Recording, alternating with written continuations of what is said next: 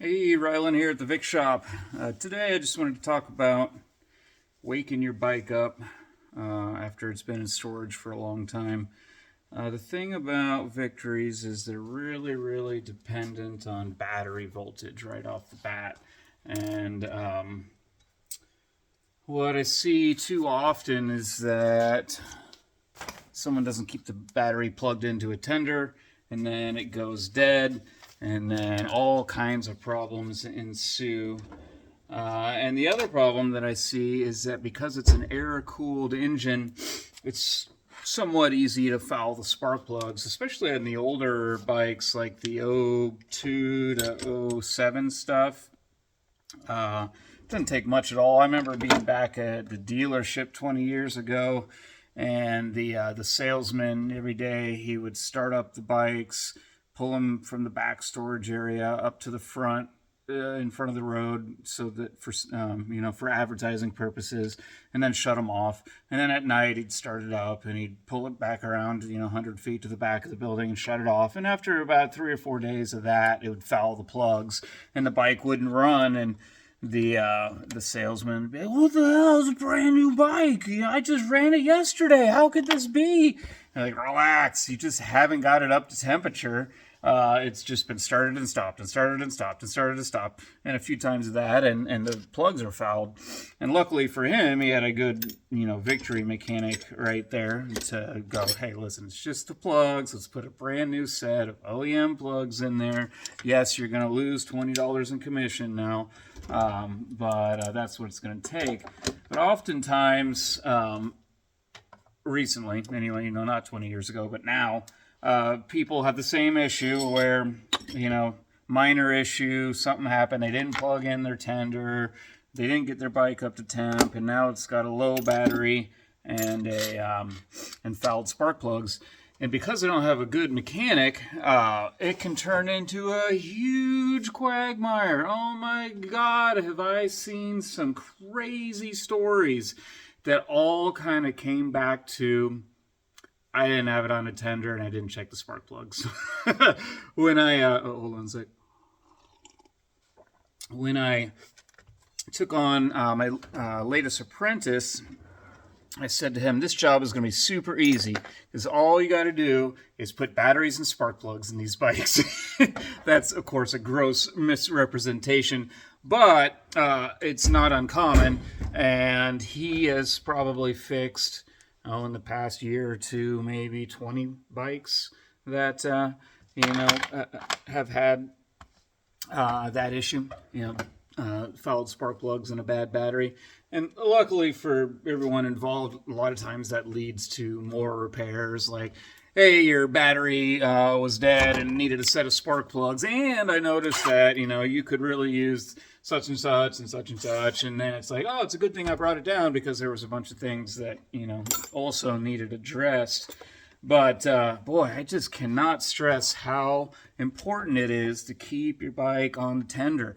And for me, like, I got a couple of different Victories that I'm constantly riding, and even though they're in great mechanical shape and the batteries are perfect and everything, every time I come back from a ride and I put it in my garage, I plug it in, even if I know I'm coming out tomorrow to ride, because that way, if I'm not coming out tomorrow or something happens, I'm supposed to ride tomorrow, and then something happens and I can't, and then life gets in the way, and before you know it, the bike has sat for 6 weeks. I just, couldn't get to it. I was riding something else or whatever, and it's a damn good thing I had it plugged in, rather than, crap, I couldn't ride today, didn't have it plugged in, it sat for a long time, had marginal battery, because I never plugged the thing in, and then I come back 6 weeks later, battery's dead.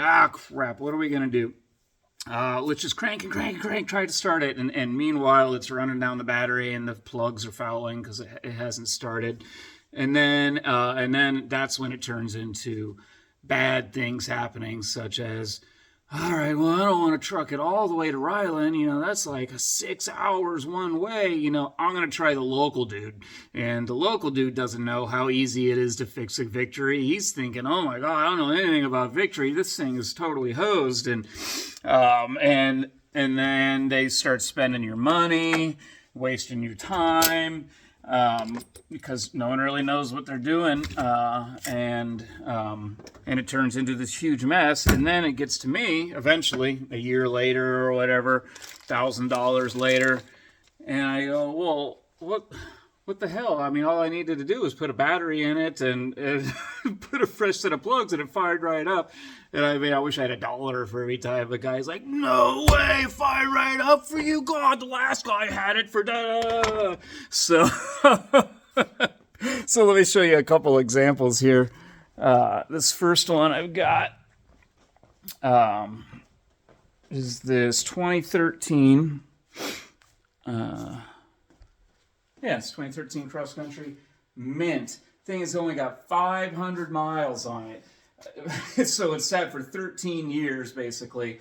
And the story is, the former owner, he'd take it out every 6 months or whatever and ride it around. And then the new guy bought it and he rode it for 100 miles or something. And then it sat, and over winter or something like that. And then he goes to fire it up. And this one, I think the root of all the issues, the reason that this sat in a dealer or at a shop for over a year and then was given the diagnosis of the engine's blown, which got to me, was that the fuse and the battery tender lead was popped. And so he may think, I got this great new motorcycle, new battery, everything's all good with it. I'm going to plug it into the tender like Ryland says, because it's so important to have a fully charged battery. But the fuse is blown and it's not charging the battery. And he doesn't look at the light on the tender to see that it's not, charging. And he just plugs it in and walks away. And then you come back and the battery's half dead or all dead. And you struggle to start it. It's not starting. Oh my God, what the fuck? And then fouls the spark plugs. And it's like you don't think, about the spark plugs, and then it goes to the shop, and the shop doesn't really know what they're doing. They don't know, And what happened in this one is when I got it, the spark plug wires were reversed. So that's another common thing. Is the guy's like, oh, Ryland says the spark plugs. So instead of buying new OEM spark plugs, he'll go down to Napa, O'Reilly's or whatever, and he'll get either super cheap, like those E3 Champion plugs, or he'll get super expensive, like Iridium or something like that. And I don't like either of those. The super cheap ones, I've seen them actually break and ruin an engine, like the electrode breaks off, with the $1.99 spark plug. And then the super expensive ones, they're intended for a water-cooled engine that isn't prone to fouling plugs like an air-cooled engine could be. And because I find that the Iridium plugs or whatever, they foul easier. And so I just like the stock OEM spark plugs. They're $8 a piece. $16 could have fixed this bike. But instead, he brought it to the shop. And then, like I said, everyone wants, it's plugs and wires. Everyone's stuck in the 1960s where it's plugs and wires. And it's not. I've seen these wires on a properly maintained bike go 100,000 miles. No problem. They actually have really high quality ignition systems on these because they know a high quality ignition system is going to help them meet emissions regulations. So someone attempts to put spark plugs in this, and they put cheap plugs in it, and then they mixed up the spark plug wires. They put the front to the rear and the rear to the front. And then that resulted in a year's worth of the bike being gone, failed diagnosis. I could tell when I was diagnosing this bike, when I was kind of going through it, a bunch of the zip ties had been cut on the main wiring harness, which means that someone was so desperate to figure this bike out, they had unclipped the harness. Maybe they got a harness from eBay and we tried a different harness, it didn't work. I'm like, my God. And this whole time the spark plug wires are mixed up, and here they are trying to put a new harness on it. And then eventually they misconstrue the results of a compression test, which is a whole different video, about the compression test, and they say, engine's blown. Oh, God, thank God we can wipe our hands of this god-awful project. Engine's blown, get it out of our face. And then he comes to me, and actually what happened is, I got the new battery in, I got the spark plugs and the wires all figured out, and it would crank really, really slow, like something was dragging down the engine. And that got me to replace the starter. And what had happened is they cranked and cranked and cranked so much that it ruined the starter. I pulled the starter out and it smelled like, you know, burnt plastic and hair and everything. And so God only knows what this bike went through and the failed diagnosis. And the guy, the owner, was just beside himself. How did that happen? How did the spark plug wire? That happens. It's a rookie mistake. It'll never happen to you again. But the first time, it turns into this huge freaking mess. And so then, you know, that was it. That's all it took to get that bike going again. It was at the last shop for over a year. I had it for a couple hours. You know, same thing with this next bike, this black one here. So this one came in from out of state. Same thing. I've been to several mechanics. No one could figure it out. Everything was fine until, you know, like we put it away for winter. Everything was fine. Went to wake it up in the spring. Wouldn't start. And I brought it to my mechanic. It goes, you know, the same old. And what this one turned out to be is I didn't have any history on this. I was not able to talk to the person that attempted to start it, you know, out in the springtime. That guy sold it to his buddy, who was like, all right, now I'm going to figure this thing out. He couldn't figure it out. This one was a little more complicated because I didn't have anything to go off of. All I had was, we tried to start it in the spring and it wouldn't start, and then, you know, another shop couldn't figure it out, And I went round and round on this one for a while. I was like, well, shoot, what could it be? You know, I put a new battery in it, and I put new spark plugs in it, and it would kind of start, but it would run really, really crappy. And this bike's got like 80,000 miles on it or something, and there's just a ton of things to address that other people had missed. But what I noticed at the time was that the valve cover was leaking, and I was like, well, wow, the valve cover is leaking. That's weird. And it was leaking badly, oil all over the side. And then it just turned out like half of the valve cover bolts were just finger tight.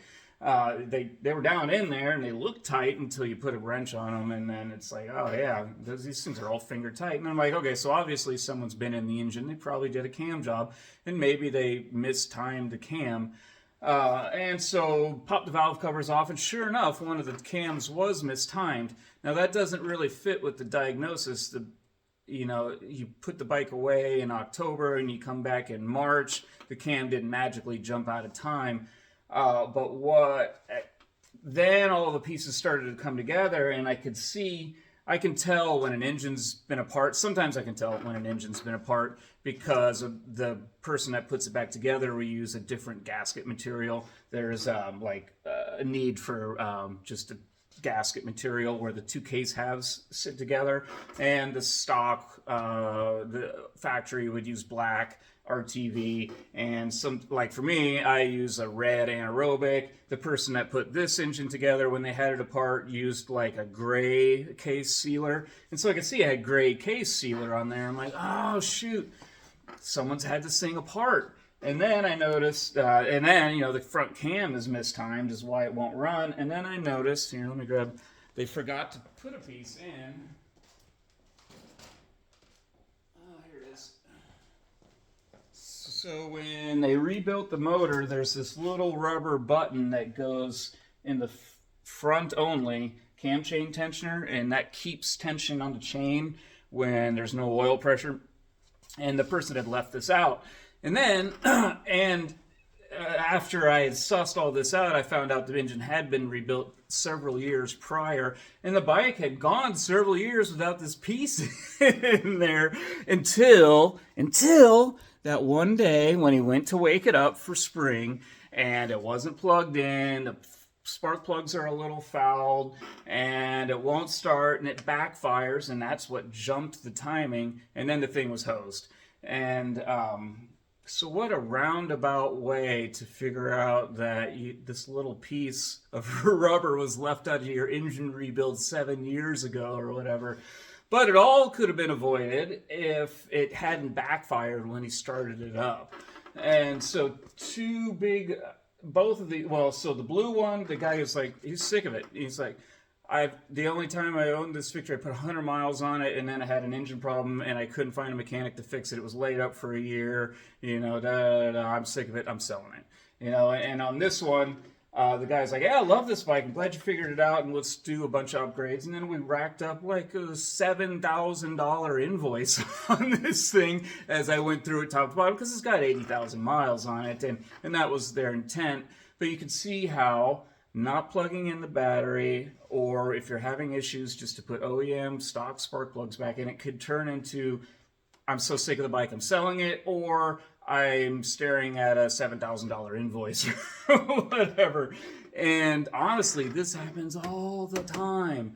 Man, if I had $1 for every bike I fixed by putting a battery and a fresh set of plugs in it, you know, I could just retire early. So one more thing that I thought of while I was talking to you is, so when you go to wake your bike up, you're like, okay, I've got the bike plugged in. It's got a good high quality battery in it. It's been plugged in. I keep, you know, the gas topped off. I don't have any goofy gas or anything in there. It's just fresh gas. And then I'm going to go to start it after it's been sitting for months and months or years and years. And I talk about this on some other videos. I give it a slight twist of the throttle. We're talking like 2% or something here. I'm not telling you to go bow, bow, bow, bow, bow, bow, and start it up, you know, like giving it 80, 90, 100% throttle. Oh, wow. You know, this is more like just give it a little tiny throttle. So what that does is this opens up the butterflies in your throttle body, allowing more air into the engine, and the engine will spin over more quickly because it's not, you know, the engine's sucking in air, and if it's got closed throttle blades, it's sucking against those closed throttle blades and turning just slightly slower, and not having the air, because it's gonna be extra rich when it starts up, and so you're gonna want to add a little air. So giving it a slight amount of throttle, 2 to 5%. While you start it is going to help it to not kick back and not foul those spark plugs and avoid you a huge repair bill. and I've had guys like come back on me and say, I ain't doing that. My bike should start without me touching the throttle. Yeah, sure. That's fine if you want to believe that. And maybe that is true. It should start without you touching the throttle. But here's me with 20-some years experience telling you it's going to start way easier if you just give it a little throttle. It's a Victory thing. Oh, well, my Harley didn't do that. My Honda didn't do that. Yeah, because those are Harleys and Hondas. Your Victory could really benefit from just a tiny little twist of the throttle. What I do is I use my 4 fingers to twist the throttle and my thumb to push the start button, and bang, just pops right off. I've seen guys in my parking lot like sitting here pushing the start button, and it's and I'm like, what are you doing? And I come over and I go boom, and pop it right off. Oh my God, how'd you do that? Yeah, I gave it 2% throttle. So think about this. It's January as I film this, and maybe you're like, shoot, I need to go double check the battery. I want to make sure my terminals are tight, and that when I've plugged in the tender, it's actually tending the battery, the fuse isn't blown.